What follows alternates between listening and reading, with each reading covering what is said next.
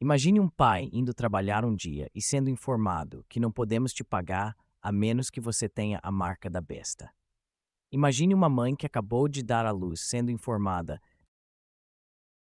que não pode pagar pelo leite em pó do bebê a menos que tenha a marca. Neste vídeo eu quero te mostrar que haverá mais pessoas que aceitarão a marca da besta do que aqueles que a rejeitarão.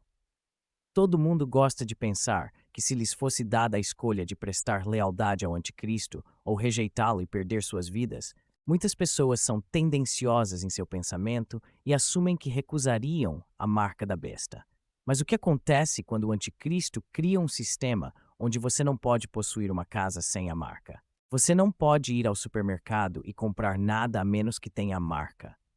Você não pode viajar de carro ou em transporte público sem a marca.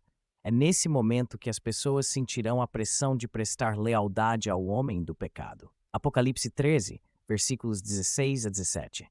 Também obrigou todos, pequenos e grandes, ricos e pobres, livres e escravos, a receberem uma marca na mão direita ou na testa para que não pudessem comprar nem vender, a menos que tivessem a marca, que é o nome da besta ou o número do seu nome. 5 coisas que você precisa saber sobre a marca da besta. Número 1. Lealdade. Quando o anticristo for revelado ao mundo, ele irá impor um sistema, uma lei, onde você precisará tomar algum tipo de marca para participar da sociedade. Existe uma corrente de pensamento que sugere o seguinte: para realmente entender o que é a marca e o que significa, é necessário olhar para trás na história. Acredita-se que em um determinado momento, Roma ordenou que todos os seus cidadãos prestassem juramento de lealdade a ela. E esta seria a sua lealdade política e também lealdade religiosa. Como você jurou lealdade, isso significava que você aceitava e se submetia à lei romana, incluindo as leis religiosas daquela época. Para você jurar lealdade, significava que você estava prometendo sua fidelidade a Roma. Agora, com esse pensamento, a marca da besta será um caso de pessoas jurando lealdade ao anticristo. As pessoas receberão a marca da besta, porque naquela época, provavelmente, será imposta por lei. Embora a mensagem seja que você precisa da marca para comprar ou vender, na verdade, você estará prometendo sua lealdade ao anticristo. E aqui está a prova. Apocalipse 14, versículos 9 a 10 diz: Um terceiro anjo seguiu e disse em alta voz: Se alguém adorar a besta e a sua imagem e receber a marca na testa ou na mão, também beberá do vinho da ira de Deus, que foi derramado puro no cálice da sua ira. Serão atormentados com enxofre em chamas na presença dos santos anjos e do Cordeiro. Aqueles que têm a marca se submeteram ao anticristo. Aqueles que têm a marca se submeteram ao anticristo. Aqueles que têm a marca se submeteram ao anticristo. Aqueles que têm a marca se submeteram ao anticristo e, portanto, rejeitaram a Deus. O que por sua vez resulta nesses indivíduos sentindo toda a força da ira de Deus. Número 2. A marca. Ninguém sabe exatamente em que forma será a marca da besta. No entanto, muitos especulam que poderia vir na forma de um pequeno chip digital, ou algo chamado de RFID, etiqueta de identificação por radiofrequência. Ambas essas opções podem ser facilmente implantadas sob a pele. Apocalipse 13, versículos 9 a 10 diz: Apocalipse 13, versículos 9 a 10 diz: Ele obrigava todos, pequenos e grandes, ricos e pobres, livres e escravos, a receberem uma marca na mão direita ou na testa. E ninguém podia comprar ou vender nada sem aquela marca, que era o nome da besta ou o número representando seu nome. Esta escritura indica que o anticristo estabelecerá algum tipo de sistema econômico mundial.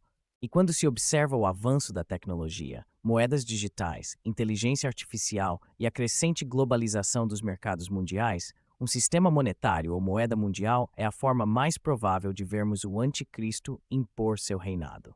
Porque, afinal, ele não pode controlar a compra e venda de todo mundo até que haja um mecanismo universal. Número 3. A perseguição. Cristãos são avisados de que tempos difíceis virão.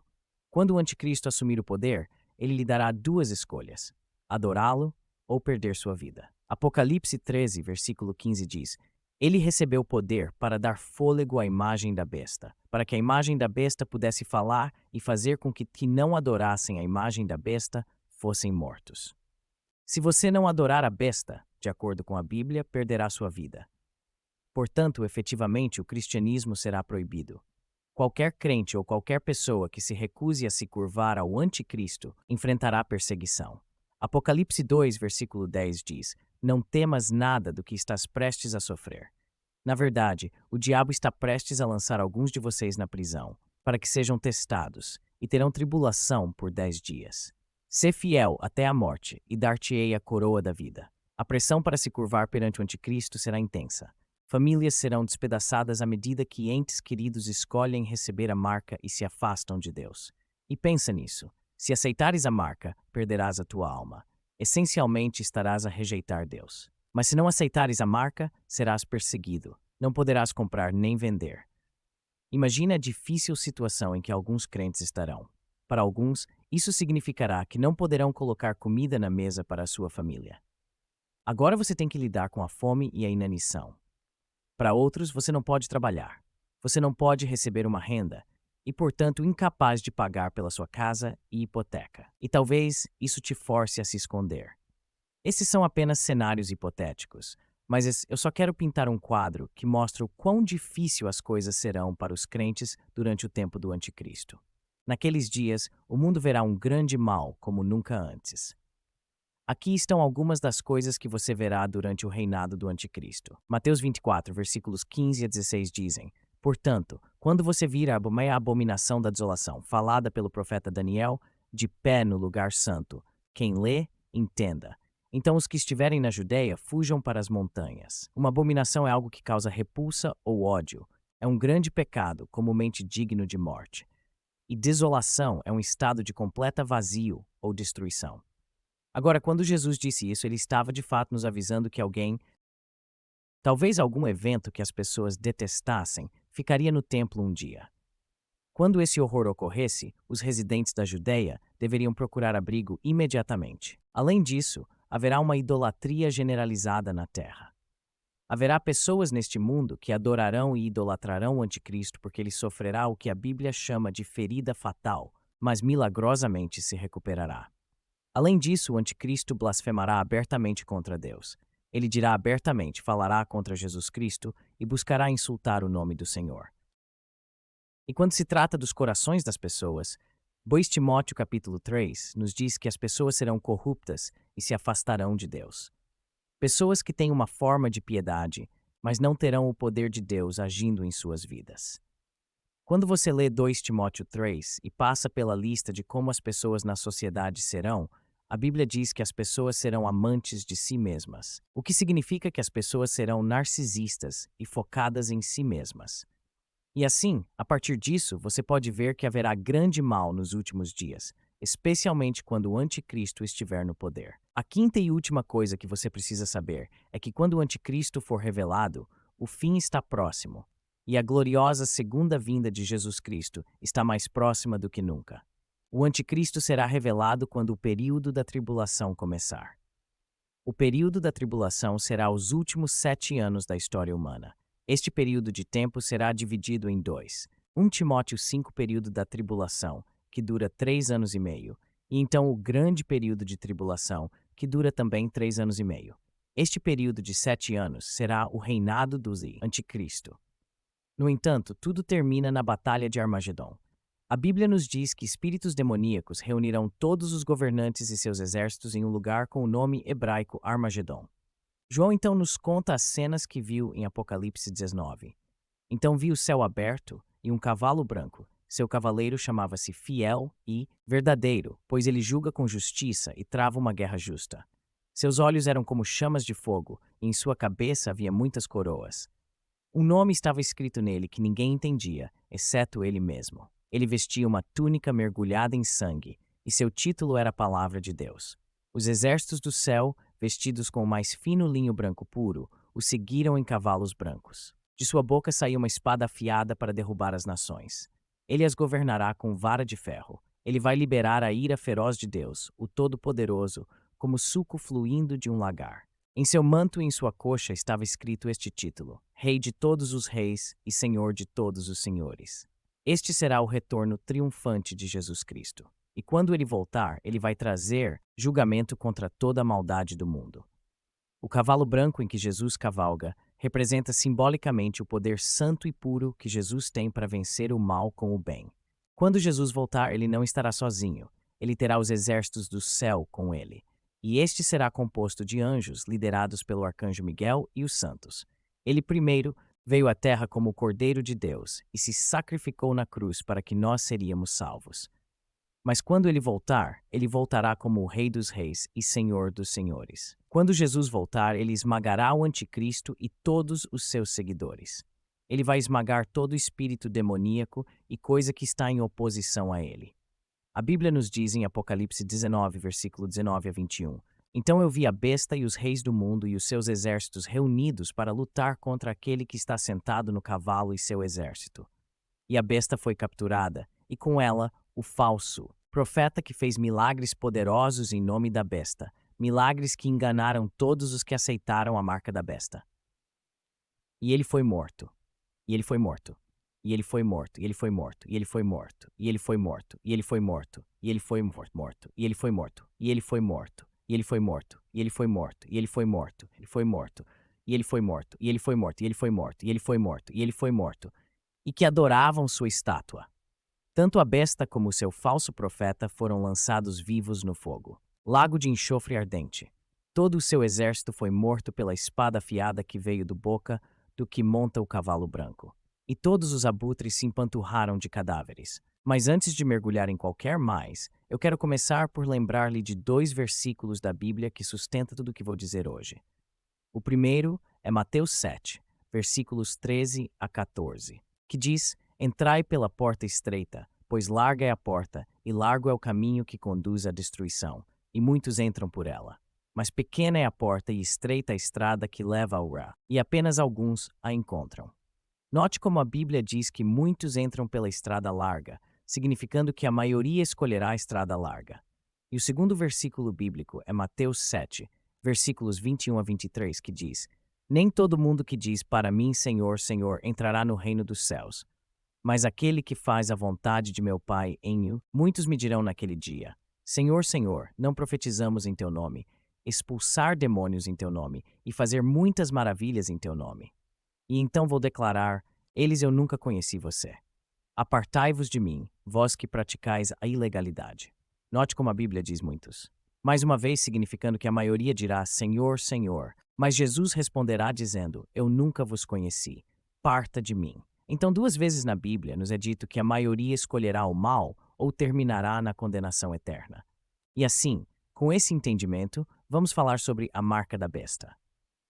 De acordo com a Bíblia, chegará um momento em que o anticristo estabelecerá um regime global, que irá impor um sistema em que todos, pequenos ou grandes, ricos e pobres, homens livres e escravos, todos receberão uma marca na mão direita ou na testa, significando lealdade à besta.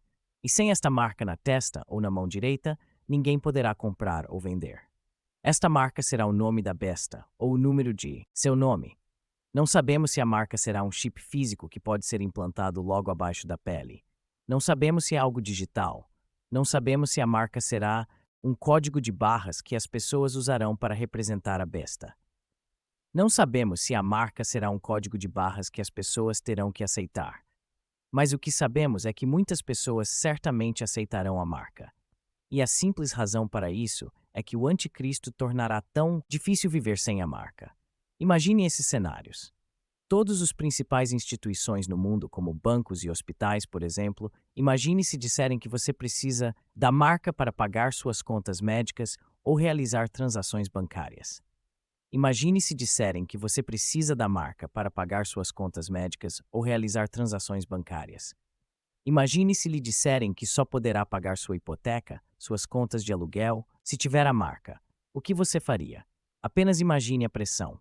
Para fazer suas compras domésticas, comprar alimentos ou obter qualquer necessidade da vida, antes de comprar qualquer coisa, você terá que exibir uma marca específica para que as pessoas que não se submetem ao anticristo sejam, de certa forma, isoladas e privadas das necessidades da vida. A maioria das pessoas achará essas pressões muito grandes e venderão suas almas para o diabo.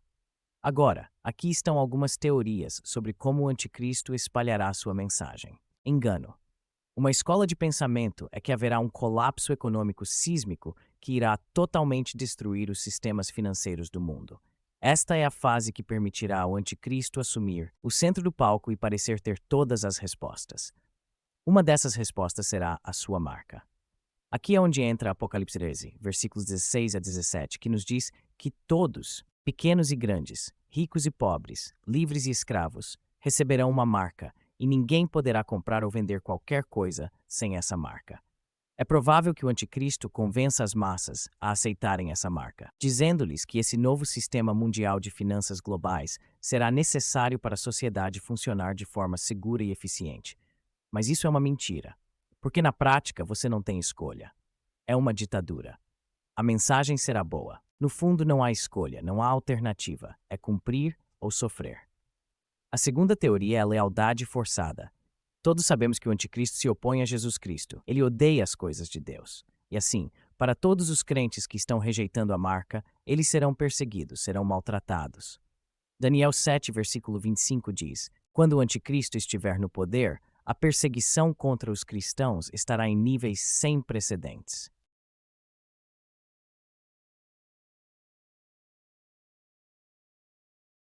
Eu acredito que ele caçará ativamente os cristãos.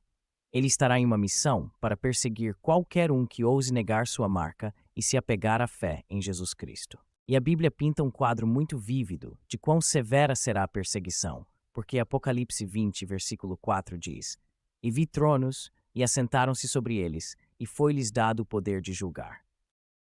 Então vi as almas daqueles que foram decapitados por causa do testemunho de Jesus e por causa da palavra de Deus, que não adoraram a besta nem a sua imagem e não receberam a marca na testa. E vi as almas daqueles que foram decapitados por causa do testemunho de Jesus e por causa da palavra de Deus, que não receberam a marca na testa nem nas mãos. Eles viveram e reinaram com Cristo por 1000 anos. Há um preço a pagar para aqueles que recusam a marca da besta. E para muitas pessoas, esse preço simplesmente será grande demais para elas. E escolherão a marca da besta apenas para poderem voltar ao conforto de suas vidas diárias. Portanto, aqui estão algumas conclusões importantes para você sobre o anticristo. Ele é um homem que terá carisma enganador. Imagine um homem carismático que não é um homem do anticristo. Ele é um líder carismático que cativa multidões com eloquência e charme superficialmente. Mas não se engane, ele é impulsionado e motivado por uma força diabólica e demoníaca. Em 1 João 2, versículo 18, o apóstolo João fala sobre os anticristos que vêm com engano. Assim como líderes carismáticos podem influenciar a opinião pública, o anticristo provavelmente possuirá um charme magnético, tornando-o atraente para muitos. Basta olhar para alguns dos piores ditadores que o mundo já viu. A história nos mostrou líderes que, através do carisma e charme, ganharam imenso poder e levaram as pessoas por caminhos destrutivos. Em segundo lugar, quando se fala sobre o anticristo, está se falando sobre o espírito de engano. Pense em um mestre ilusionista que pode fazer o impossível parecer real. Em 2 Tessalonicenses 2, versículos 9 a 10, Paulo adverte sobre os milagres falsos do anticristo, sinais e maravilhas usados para enganar. Assim como os ilusionistas criam ilusões convincentes, o anticristo usará o engano em grande escala, incluindo sinais e maravilhas, para enganar as pessoas. Mágicos e ilusionistas podem criar feitos surpreendentes que parecem sobrenaturais, muito parecido com os sinais enganosos e maravilhas associados ao anticristo. Em terceiro lugar, o anticristo será exatamente o que seu nome diz: anticristo. Ele estará em séria oposição agressiva a Jesus Cristo. O termo anticristo significa aquele que se opõe a Cristo. Em 1 João 2, versículo 22, está escrito: Quem é o mentiroso? É aquele que nega que Jesus é o Cristo. Tal pessoa é o anticristo, negando o Pai e o Filho. O anticristo irá se opor ativamente e negar a divindade de Jesus Cristo. Mas meu ponto final é que o anticristo será, em última instância, derrotado. Imagine um conquistador que foi eventualmente derrotado e derrubado. Em Apocalipse 19, versículo 20, lemos sobre o destino final do anticristo. Mas a besta foi capturada, e com ela o falso profeta que havia realizado os sinais em seu nome. Com esses sinais, ele havia enganado aqueles que receberiam a marca da besta e adorariam sua imagem. O anticristo pode ter uma temporada de aparente sucesso, mas seu destino final é a derrota e o julgamento. O diabo é uma ameaça, mas Jesus Cristo é todo-poderoso e já derrotou Satanás. O anticristo pode ter algum poder nesta terra, mas Jesus Cristo é todo-poderoso. Ele detém todo o poder no céu e na terra. O mal pode parecer estar em toda parte, mas o Espírito Santo te capacitará onde quer que estejas. Aquele que está em ti é maior do que aquele que está no mundo. Se você e eu pudermos apenas nossos olhos focados em Jesus Cristo, se pudermos apenas manter nossos corações saturados com o Evangelho de Jesus Cristo e nossas mentes fixas na palavra de Deus, se pudermos apenas fazer isso, então não importa o que o inimigo faça ou quanto poder ele tenha neste mundo, porque no Senhor você pode superar cada flecha enviada pelo inimigo. Com Deus ao seu lado, você e eu não temos nada a temer. Enquanto o mundo pode escolher seguir a besta do mundo ou serem guiados pelo espírito do anticristo, aqueles que permanecem em Jesus Cristo, sendo guiados pelo espírito da verdade, esses são as pessoas que serão salvas. Por um momento, gostaria de aprofundar nas palavras proféticas do livro do Apocalipse e explorar as imagens que apresenta sobre o domínio do anticristo. Como crentes, é crucial que compreendamos esses ensinamentos, para nos protegermos contra a decepção e permanecermos firmes em nossa fé. No Apocalipse está escrito, Apocalipse 13, versículos 11 e 12, encontramos uma descrição vívida da ascensão ao poder do anticristo. Fala de uma besta surgindo da terra, tendo chifres como um cordeiro, mas falando como um dragão. Esta linguagem figurativa simboliza a natureza enganadora do anticristo. À primeira vista, a aparência pode parecer inofensiva, assemelhando-se a um cordeiro gentil. No entanto, as palavras que saem de sua boca estão cheias de espírito venenoso, e as palavras expressas são as mesmas que as do próprio anticristo. Uma das formas como o anticristo exercerá controle é através do estabelecimento de uma religião mundial. O mundo será enganado, em alguns casos forçado a se curvar e adorar o anticristo, como se ele fosse um salvador. Além disso, as Escrituras indicam que o anticristo estabelecerá um sistema monetário mundial. Este sistema imporá sua autoridade sobre todos. Ricos e pobres, grandes e pequenos, independentemente de seu status social ou riqueza, será necessária uma marca na mão direita ou na testa, sem a qual ninguém poderá comprar ou vender. Esta marca será um símbolo de lealdade ao reinado do anticristo, um sinal da submissão à sua autoridade. Este é um pensamento sério. O sistema monetário mundial representa o desejo do anticristo de controlar todos os aspectos da vida humana, até mesmo nossas necessidades básicas. Mas sejamos encorajados, pois Deus nos alertou sobre esses eventos antecipadamente. Ele nos deu sua palavra para nos equipar com discernimento e sabedoria. A palavra de Deus nos disse isso para que sempre sejamos encontrados vivendo na verdade que está na Bíblia. Porque quando você conhece a verdade e a luz que está na palavra de Deus, você não pode ser enganado. Você não pode ser enganado pelo anticristo ou pelo espírito do anticristo, que, de acordo com a Bíblia, já está em operação neste mundo hoje. E assim, devemos permanecer firmes em nossa fé, recusando-nos a comprometer nossa devoção a Cristo, mesmo que isso signifique enfrentar dificuldades e perseguições. Precisamos ser vigilantes e discernentes. 1 João 4, versículos 3 e 4 diz: Mas se alguém afirma ser profeta e não reconhece a verdade sobre Jesus, essa pessoa não é de Deus. Essa pessoa tem o espírito do anticristo, que você ouviu que está vindo ao mundo e de fato já está aqui. Mas vocês pertencem a Deus, meus queridos filhos. Vocês já venceram uma batalha contra essas pessoas, porque o espírito que vive em vocês é maior do que o espírito que vive no mundo. O espírito do anticristo já está aqui neste mundo. É um espírito que mente e engana. Por isso vocês veem isso nos dias de hoje. O mundo chama de mal o bem e de bem o mal. Este é o espírito do anticristo em ação. Mas deixe-me lembrar que temos a verdade do nosso lado. Vamos nos apegar a Jesus, o verdadeiro Cordeiro de Deus.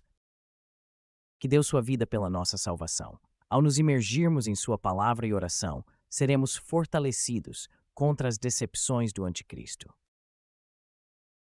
Que possamos permanecer fiéis até o fim, sabendo que nossa vitória final está somente em Cristo. A Bíblia está nos chamando para acordar. O Senhor quer que acordemos para o fato de que existe um céu e um inferno. Haverá um dia de julgamento. Se alguém estiver dirigindo na estrada e cochilar, ou sua atenção se dispersar, eles podem muito bem perder algumas placas de sinalização indicando para onde ir. Bem, Deus nos deu, seus filhos, muitos sinais para ficarmos atentos. A palavra de Deus está repleta de sinais para nos informar que o tempo está se esgotando. Este mundo não durará para sempre. E isso é uma boa notícia. Não sei quanto a você, mas o céu, pelo que li, sobre o céu, parece ser o melhor lugar. Sem mais lágrimas, sem mais tristeza, apenas alegria, apenas paz, ao estar na presença do Senhor por toda a eternidade. Longe das doenças e enfermidades deste mundo, livre de desastres naturais e devastação. Hebreus 3, versículo 12 diz: